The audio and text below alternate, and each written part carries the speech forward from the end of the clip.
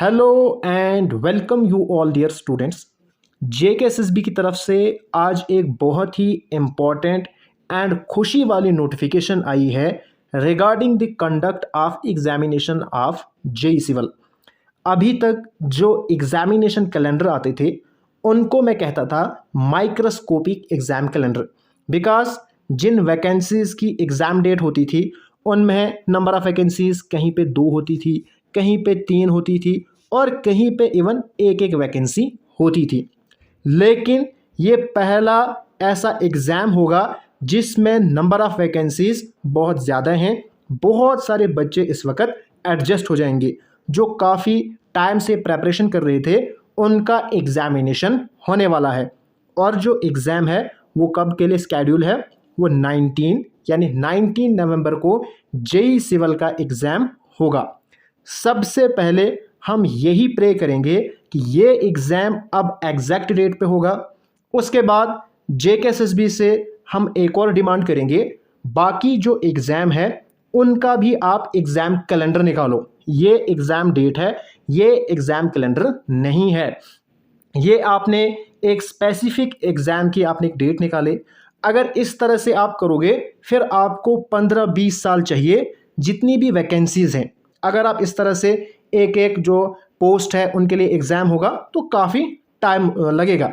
अगर एक exam calendar आएगा जिसमें सभी वैकेंसीज़ की डेट होगी तो जो एस्पिरेंट हैं वो उसी के अकॉर्डिंग अपनी प्रिपरेशन कंटिन्यू करेंगे।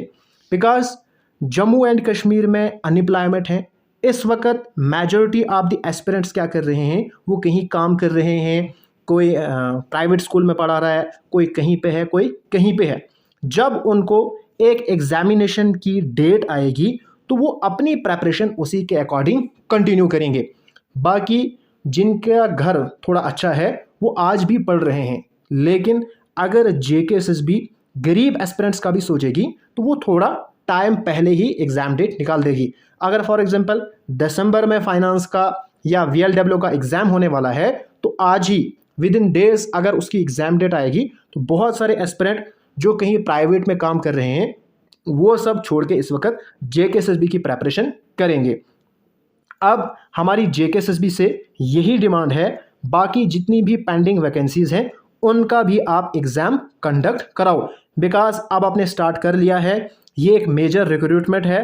अगर आप इसका करा सकते हो, बाकी जो फाइनेंस है, वीएलडब्ल्यू है, सब इंस्पेक्टर का है, जो फाइनेंस सब इंस्पेक्टर है, इंस्पेक्टर है, बहुत सारी वैकेंसीज़ हैं, स्टॉक असिस्टेंट है वगैरह वगैरह, तो उनका भी एग्ज़ाम होना चाहिए। बिकॉज अभी जो अनएम्प्लॉयमेंट है उसमें थोड़ी सी कमी आएगी जब ये मेजर रिक्रूटमेंट्स होगी, वरना जिनकी नंबर ऑफ़ वैकेंसी 2 है या 3 है उनसे कोई भी अनएम्प्लॉयमेंट पे, पॉवर्टी पे फ़र्क नहीं पड़ने वाला है।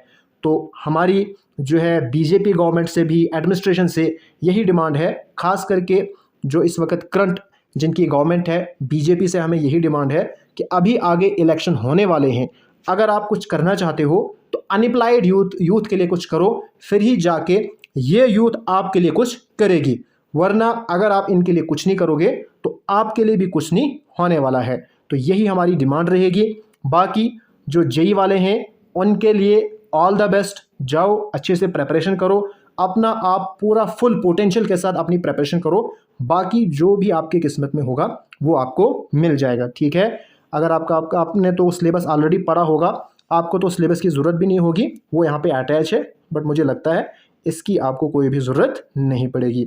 और बाकी जो एस्पिरेंट्स हैं जो इस वक्त वीएलडब्ल्यू है या फाइनेंस अकाउंट असिस्टेंट है या बाकी जितनी भी वैकेंसीज़ हैं उनके लिए पढ़ रहे हैं, तो मैं उनसे उनको सजेस्ट करूंगा, अगर आपने प्रेपरेशन करनी छोड़ दी है तो आप फिर से प्रेपरेशन स्टार्ट करो। बिकॉज अगर 1 महीने की डेट आपको भी मिल जाएगी तो 1 महीने में इतने सारे कंपोनेंट जो आपके सिलेबस में होते हैं वो कवर नहीं होते हैं।